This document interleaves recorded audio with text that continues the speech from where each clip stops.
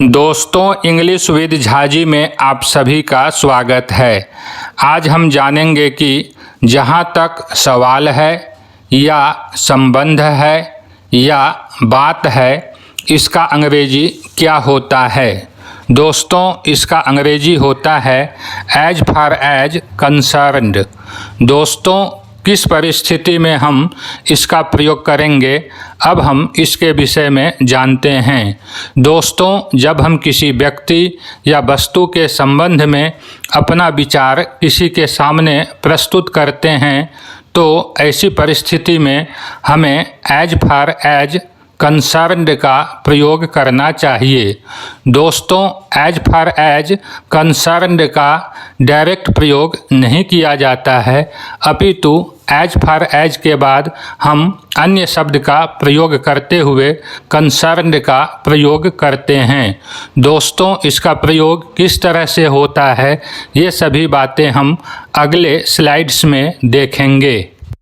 दोस्तों, as far as concerned का प्रयोग करते हुए जब हम अंग्रेजी वाक्य बनाएंगे तो हमारे अंग्रेजी वाक्य का क्या स्ट्रक्चर होगा, अब हम इसके विषय में जानते हैं। दोस्तों, सबसे पहले हम एज फार एज का प्रयोग करेंगे, उसके बाद सब्जेक्ट लिखा जाएगा एवं सब्जेक्ट के अनुसार हेल्पिंग वर्ब का प्रयोग होगा। उसके बाद हम कंसर्न्ड का प्रयोग करते हुए सेंटेंस लिखेंगे। दोस्तों, इस स्ट्रक्चर को ध्यान में रखते हुए मैंने वाक्य बनाया है as far as she is concerned she is going to give her best in the exam. दोस्तों, इस वाक्य में सबसे पहले एज फार एज का प्रयोग किया गया है, उसके बाद शी इज सब्जेक्ट का प्रयोग किया गया है। दोस्तों, शी इज कंसर्न्ड यह सिंपल प्रेजेंट टेंस का वाक्य है एवं शी यह subject third person singular number से संबंधित है, इसलिए हेल्पिंग वर्ब के रूप में इज का प्रयोग किया गया है।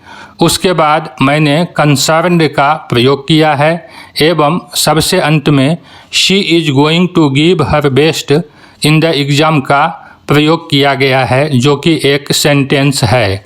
इस तरह से अंग्रेजी वाक्य बना as far as she is concerned she is going to give her best in the exam, यानी कि जहाँ तक उसका सवाल है वह परीक्षा में अपना सर्वश्रेष्ठ देने वाली है या देने जा रही है।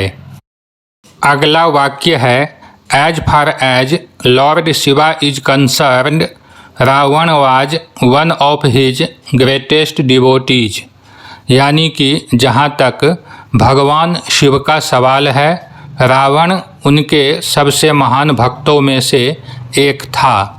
Next is as far as online stores are concerned Flipkart and Amazon are the best for Indians, यानी कि जहाँ तक ऑनलाइन स्टोर्स की बात है, फ्लिपकार्ट और अमेजन भारतीयों के लिए बेस्ट हैं।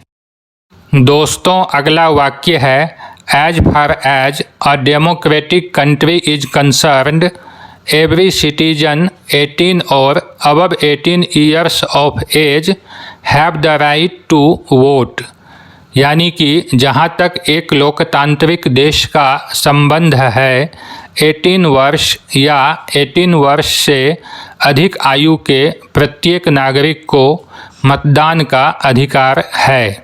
Next is as far as Shri Somnath Sanskrit university is concerned it is an A+ university, यानी कि जहाँ तक श्री सोमनाथ संस्कृत विश्वविद्यालय का सवाल है, यह एक A+ विश्वविद्यालय है।